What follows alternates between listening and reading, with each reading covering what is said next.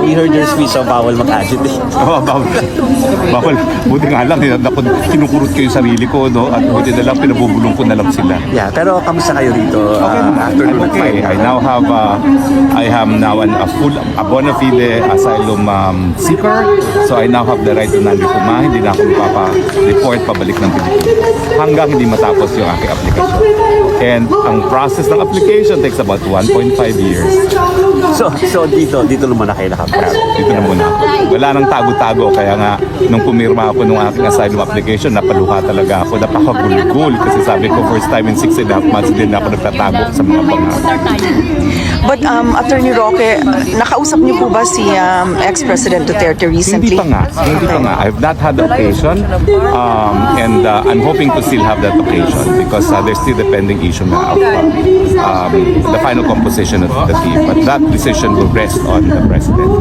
Kahapon nagkasama kay Vice President Sara Duterte. Kamusta yung lakad dito? Okay naman. Si VP is in high spirits. Siyempre, dami pagsubok kay VP and dahil kaisa-isang, dahil siya yung nag-aalaga dito kay Presidente, there's the burden of taking care of him and then burden of taking care of what's happening in the Philippines and of course, burden of being Vice President.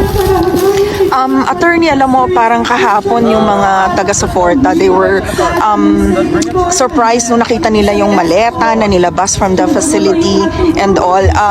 Ano po ba yung mga laman ng mga yon? Would you know? Ang sabi lang naman ni VP is ito yung mga extra gamit ni Presidente na hindi nakasya dun sa kanyang room. No? So they wanted to make more room for him. Oh, I see. Hindi pala siya yung mga dala galing ng Pilipinas. Hindi naman. No. Hindi naman. Okay.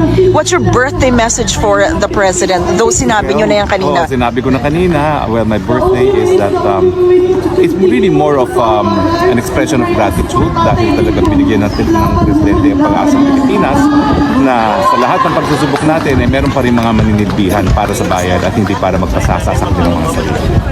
Salamat po. Okay.